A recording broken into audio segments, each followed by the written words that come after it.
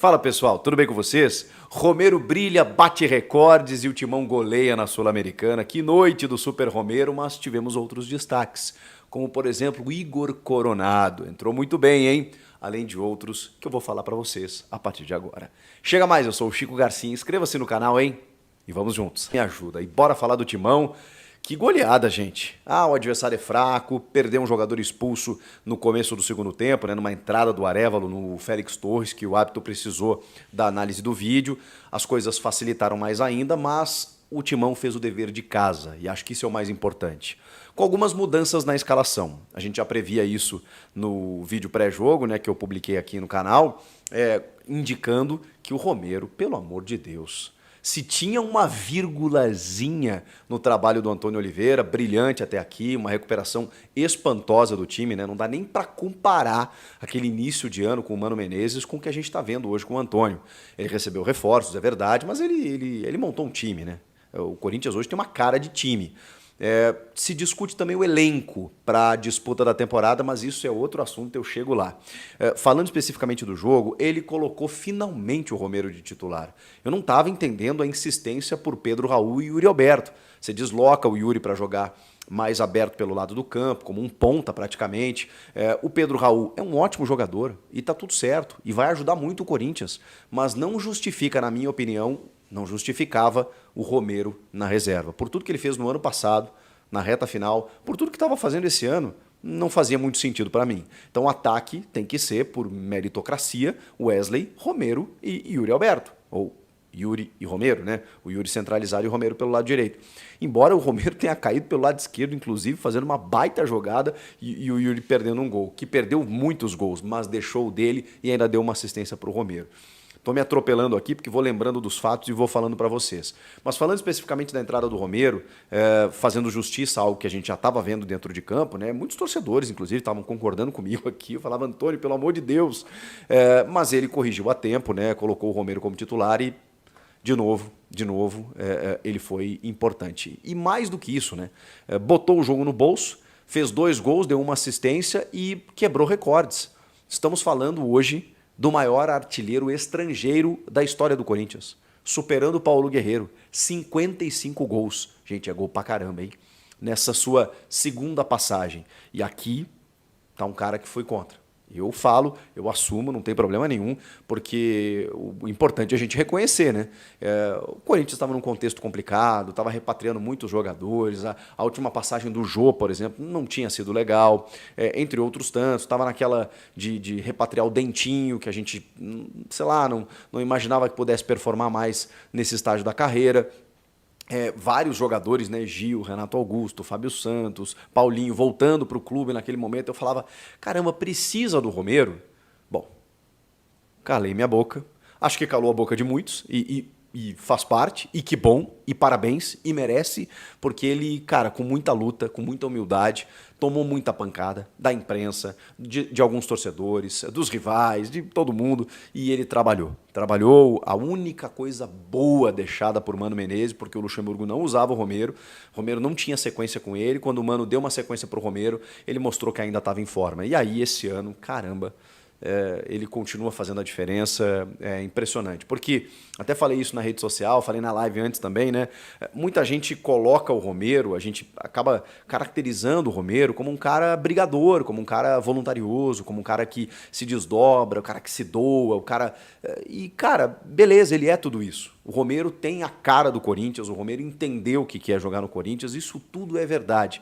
Só que isso não pode se sobrepor ao fato de que o Romero joga muita bola.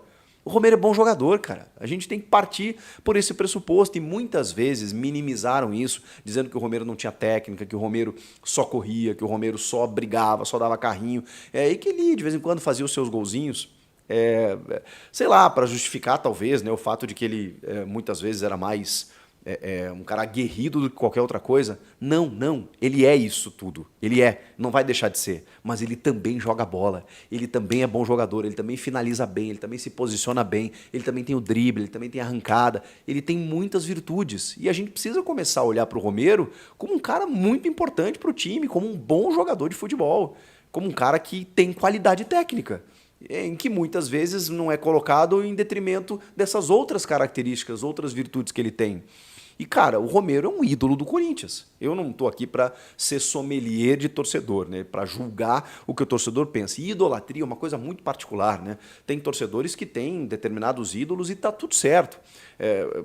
Por exemplo, vou dar um exemplo assim bem esdrúxulo até, né? Que me ocorreu agora. Tem palmeirense que considera o Valdívia como ídolo, mesmo sem ter ganhado muita coisa, títulos relevantes, porque ele vestia a camisa, né? Cara, não sou eu que vou julgar. Não sou eu que vou julgar. Valdívia é um excelente jogador, mas tinha os seus probleminhas extracampo e tal, e não tem títulos expressivos. Mas, num período em que o clube não está conquistando muita coisa, o cara vai lá, joga bem clássico e tal, veste a camisa, encara, o torcedor gosta de ver esse cara jogando. Então, assim, idolatria eu não julgo, mas eu, assim, tô sentindo, até pergunto para você aqui no chat, tô sentindo que o Romero já alcançou esse status, né? Por tudo que ele faz, pelos títulos que ele conquistou e pelos números conquistados, né? Maior artilheiro estrangeiro da história e agora o artilheiro máximo da Neoquímica Arena. Esse número já foi do Jô, foi do Roger Guedes recentemente e agora é de Ángel Romero. Será que o Roger Guedes não quer voltar para continuar essa disputa, passar o Romero passa ele e tal? Brincadeiras à parte, que legal, né? O Romero merece muito, cara. Se tem um cara que merece ter esse título é o Romero. Porque ele se sente em casa, ele joga muito bem ali, ele não desperdiça oportunidades, ele ajuda muito o time e agora são 32 gols no estádio corintiano. Que marca bacana, bonita para um paraguaio que jogou contra um time paraguaio e não comemorou seus gols. Depois descobrimos, né, que foi por conta de ser um time paraguaio e o Romero tem muito isso, né, cara? Ele tem muito patriotismo. Ele fez alguns gols recentes, pegou uma bandeira do Paraguai né, atrás ali de um dos gols. Ele valoriza muito. Ele não jogou no Nacional, mas ele jogou no Cerro, na base, e foi treinado pelo treinador do Nacional, o senhor Victor Bornei, né? Aqui temos o nome dele, o Victor Bernay, que treinou o Romero. Depois ele explicou, né, que eles tinham uma afinidade muito grande. E foi curioso mesmo, porque o Romero não comemorou os seus gols e nem o gol que ele serviu, o Yuri Alberto. Aliás, que assistência para o Yuri Alberto, né? Porque uma jogada em velocidade, ele recebe na direita, ele dá um cruzamento, mas assim na medida, em curva para o Yuri, que vai muito bem na bola depois de ter perdido alguns gols, e parecia, né, que seria mais uma daquelas noites em que o Yuri tenta e daqui a pouco a bola não entra, né, bate na canela e sai. Ali ele se posicionou muito bem, ele tá correndo, acompanhando a jogada, quando ela vem ele salta e encaixa direitinho, assim, ela bate um pouquinho, até um pouco mais em cima, na canela, assim, mas ele empurra para dentro do gol, fazendo o gol que precisa fazer o centroavante.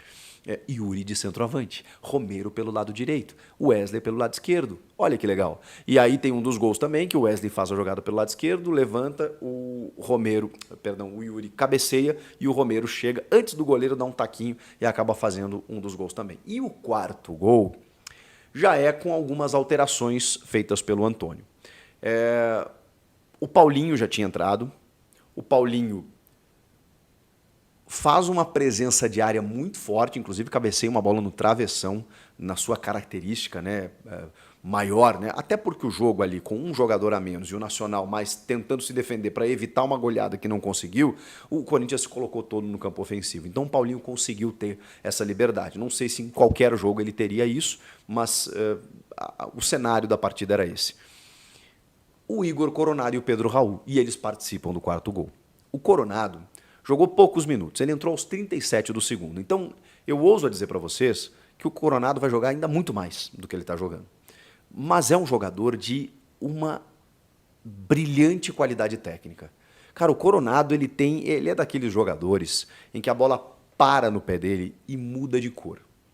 Ela ganha um outro tom. Você está vendo o jogo ali, daqui a pouco ele tem um brilho. A bola vem nele e o tempo parece que para. A rotação é outra. E eu não estou dizendo com isso que ele atrasa o jogo, pelo contrário. Ele desacelera. Mas isso para benefício próprio. O jogo está numa rotação. Quando vem nele, ele acalma o jogo. E aí ele consegue colocar a bola onde quer, ele consegue ditar o ritmo, ele consegue trazer o jogo para o ritmo dele. Porque ele não é um jogador intenso como é o Rodrigo Garro, por exemplo, um meia mais dinâmico. O Coronado não, mas que qualidade que ele tem para dar o tapa, para aparecer, para se posicionar, inclusive jogando até um pouco mais atrás para o Paulinho dar essas subidas que eu falei, porque ali de trás ele tinha o campo aberto para poder armar o jogo. Quando ele sobe, ele faz o que ele fez. Ele aparece no bico da área, recebe a bola e o cruzamento que ele dá para o Pedro Raul é tipo com a mão, sabe? É tão magistral que parece fácil. Ele só faz assim. E o Pedro é um cara de 1,95 de altura dentro da grande área. Quando a bola vem na cabeça dele, cara, não tem. É gol, é gol. Ele é um cara que vai fazer muitos gols assim. E olha que bacana. Hoje a gente chegou à conclusão que, embora a fragilidade do adversário, gosto de fazer essa ressalva, o Corinthians tem um elenco interessante. Precisa contratar, tem algumas carências estabelecidas, normal. Mas vejam só, você já consegue definir aí uns 12, 13, 14 titulares. Jogadores com potencial de titularidade. Hoje, com 5 trocas, você precisa ter banco, gente. Com um calendário insano como a gente tem, precisa ter banco. Então, o Pedro Raul não está começando o jogo porque o Romero tem que ser titular. Tá tudo bem. Ele vai entrar no segundo tempo e pode deixar o seu golzinho. O Coronado ainda não está jogando porque ainda não está pleno fisicamente e tal. E tem o Rodrigo Garro e acho difícil Garro e Coronado jogarem juntos. Pode acontecer, mas acho difícil porque aí você precisa ter mais 2 volantes e aí só 2 atacantes. Aí você vai num 4-4-2. Pode ser também. Romero e Yuri, barra Wesley, Coronado e Garro, Ranieri e Maicon. Paulinho, Bidon, Fausto Vera, não sei. Esse segundo homem tá uma incógnita, mas dá para fazer, desde que você tenha estrutura de time, de marcação, de cobertura, para que Garro e Coronado possam armar o jogo, não tem problema. Então, assim, o Coronado vai jogar mais do que isso, vai jogar mais tempo, inclusive, e aí vai colocar uma pulga na orelha atrás da orelha do Antônio, do tipo assim, começo com o Coronado, deixa ele para o segundo tempo, ele joga no lugar do Garro, joga no 4-4-2 com os dois juntos. Cara, isso é ótimo. Nós estamos falando de uma temporada em que nem todo mundo vai estar à disposição sempre. E aí você precisa de alternativas. Tem uma carência identificada aí na lateral esquerda. Tem uma questão ali entre os zagueiros, porque hoje você tem 2 zagueiros, Félix Torres e Gustavo Henrique. E se um deles não estiver, e na Copa América o Félix não estará, e você tem brasileiro para disputar. Não sei se o Kaká dá tanta segurança, então talvez a questão da zaga precise ser repensada. Mas hoje tiveram outras mudanças táticas. Por exemplo, o Ranieri, com a presença do Fausto Vera, que eu critiquei, condenei, bradei aqui contra este adversário, não posso dizer que foi mal. O Fausto ocupou alguns espaços, errou o chute que o Romero consertou para fazer o primeiro gol, né? Não dá para dizer que foi uma assistência do Fausto, né? Ele erra o chute e o Romero conserta e chuta no cantinho para fazer o primeiro gol. Mas o Fausto apareceu, foi mais participativo, fez a cobertura para que o Ranieri pudesse se soltar. Ranieri, com a estatura mais alta, fazia a presença de área ali também para poder, sei lá, parar uma bola aérea e tal, mesmo que no início da jogada a linha de 3, que muitas vezes é feita pelo Hugo, era feita pelo Ranieri, entre os zagueiros. Então ele começava a jogada como primeiro homem, depois ele se soltava e o Fausto ficava na cobertura. E o adversário permitia isso. Então o Ranieri conseguia ser mais um homem ali na intermediária ofensiva, junto do Garro, junto dos demais atacantes ali para poder construir o jogo. Com essa presença do Ranieri entre os zagueiros, para sair, inclusive, né, armando o jogo, o Corinthians avançava os seus laterais. Só que com uma diferença. O Fagner foi o Fagner, né? Esse jogo foi o Fagner. Depois entrou o Mateuzinho, mas que legal ter uma sombra para o Fagner, hein? Porque eleva o nível dele. E a gente sabe qual é o nível do Fagner. É esse aí. É passando no meio campo, é dando chute, que a bola passe isso aqui, é fazendo cruzamentos maravilhosos. Ele tem cruzamentos, o Fagner, no jogo, que ele consegue chegar na linha de fundo e cruzar, e a bola vai saindo do goleiro, que o goleiro fica numa dúvida se ele soca a bola ou se ele fica posicionado no gol, porque, cara, parece que ela vai chegar na mão do goleiro, mas ela vai saindo, assim, é uma coisa muito louca, assim, e ela vai indo meio que tirando o peso, assim, para chegar até o atacante. Cruzamentos perfeitos do Fagner, avançando, apoiando, sendo aquele lateral projetado que a gente sabe como ele pode render. No lado esquerdo, o Hugo foi mais um meio-campista, cara. O Hugo não teve a profundidade, ele avançou, mas ele muito fazia o jogo interno, o chamado lateral construtor. Por quê? Porque o Wesley faz essa função. Então você não precisa ter um lateral espetado. Então assim, o Hugo funcionou para esse jogo, o Fausto Vera também, e o Romero nem se fala. Então as mudanças do Antônio, elas deram resultado para esse jogo especificamente. Eu acho que ainda tem uma carência na lateral esquerda. Eu não sei se o Fausto Vera é titular ou tem que jogar mais. O Antônio está visivelmente querendo recuperar esse jogador. Vamos aguardar, porque ele já mostrou bola, só que recentemente não tem mostrado. E de resto, boas alternativas. Falei do Paulinho, falei do Coronado, tem ainda o Pedro Henrique.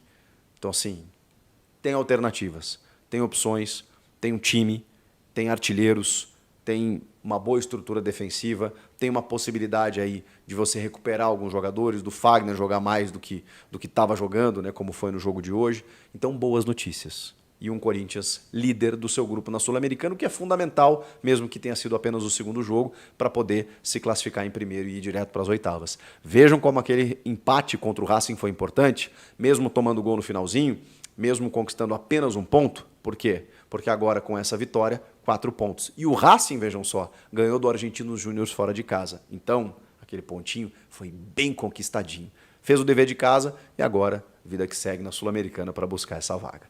Vocês gostaram do jogo, da atuação, do Romero, de quem mais? Comenta aqui e inscreva-se no canal, hein? Eu volto na próxima. Tchau!